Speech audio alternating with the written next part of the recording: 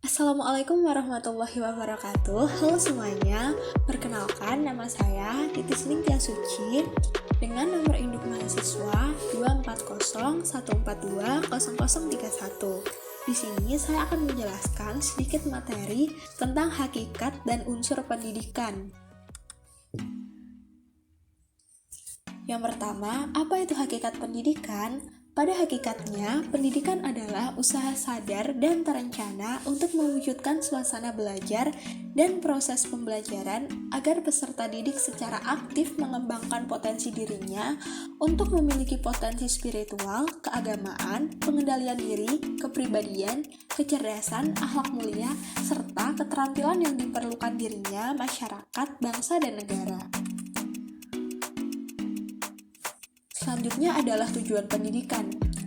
Yang pertama, tujuan pendidikan nasional adalah untuk mengembangkan kemampuan dan membentuk watak serta peradaban bangsa yang bermartabat dalam rangka mencerdaskan kehidupan bangsa. Yang kedua, pendidikan nasional bertujuan untuk mengembangkan potensi peserta didik agar menjadi manusia yang beriman dan bertakwa kepada Tuhan Yang Maha Esa, berakhlak mulia, berilmu, sehat, kreatif, cakap, mandiri, dan menjadi warga negara yang demokratis serta bertanggung jawab. Yang selanjutnya adalah fungsi pendidikan. Fungsi pendidikan diantaranya yang pertama, mempersiapkan masyarakat agar dirinya dapat mencari nafkah dengan lebih mandiri. Yang kedua, membantu melestarikan kebudayaan yang ada di masyarakat. Yang ketiga, menanamkan keterampilan yang dibutuhkan dalam keikutsertaan dalam demokrasi. Yang keempat, memilih dan mendidik manusia tentang peranan sosial. Yang kelima, menjadi sumber inovasi sosial di masyarakat. Dan yang keenam adalah untuk mentransfer atau pemindahan kebudayaan dari satu generasi ke generasi selanjutnya atau generasi berikutnya. Nah, selanjutnya adalah jenis pendidikan. Jenis-jenis pendidikan ada 3. Yang pertama adalah pendidikan formal. Seperti kita ketahui, jenis pendidikan formal adalah jenis pendidikan yang sudah terstruktur dan memiliki jenjang. Contohnya adalah SD, SMP, SMA, dan perguruan tinggi. Yang kedua adalah pendidikan non-formal.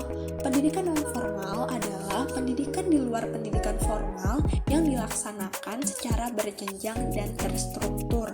Contohnya adalah lembaga, kursus, sanggar, dan lain-lain. Yang terakhir atau yang ketiga adalah pendidikan informal.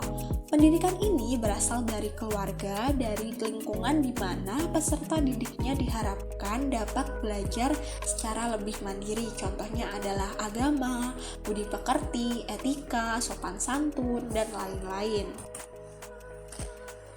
Selanjutnya kita masuk pada unsur-unsur pendidikan. Yang pertama adalah peserta didik, yang kedua pendidik, yang ketiga interaktif edukatif, yang keempat tujuan pendidikan, yang kelima materi pendidikan, yang keenam metode pendidikan, yang ketujuh lingkungan pendidikan. Nah, untuk peserta didik adalah berstatus sebagai subjek didik karena ia pribadi yang otonom yang ingin mengembangkan diri secara terus-menerus guna memecahkan masalah-masalah dalam kehidupannya.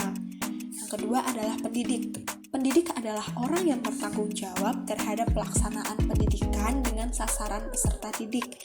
Peran pendidik pada umumnya ditujukan untuk orang tua, guru, dan pelatih. Yang ketiga adalah interaktif edukatif.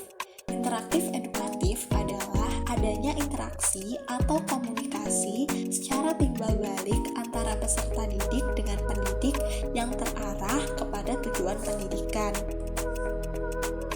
Yang keempat adalah tujuan pendidikan. Tujuan pendidikan secara umum adalah tujuan dari keseluruhan jenis kegiatan selama berlangsungnya peristiwa-peristiwa pendidikan. Yang kelima adalah materi pendidikan.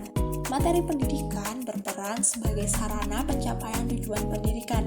Materi pendidikan terbagi menjadi 2, yaitu mencakup materi inti dan materi lokal. Yang keenam adalah metode pendidikan. Dalam memilih dan menerapkan metode pendidikan, perlu memperhatikan kesesuaian dengan yang pertama adalah tujuan pendidikan, yang kedua adalah peserta didik, yang ketiga pendidik, dan yang keempat atau yang terakhir adalah situasi dan kondisi, serta unsur-unsur pendidikan yang ketujuh atau yang terakhir adalah lingkungan pendidikan. Lingkungan pendidikan dibagi menjadi 3 tempat dan biasa disebut tri pusat pendidikan, yaitu keluarga, sekolah, dan masyarakat. Demikian presentasi dari saya atau materi dari saya. Kurang lebihnya saya mohon maaf. Assalamualaikum warahmatullahi wabarakatuh. Dadah semuanya.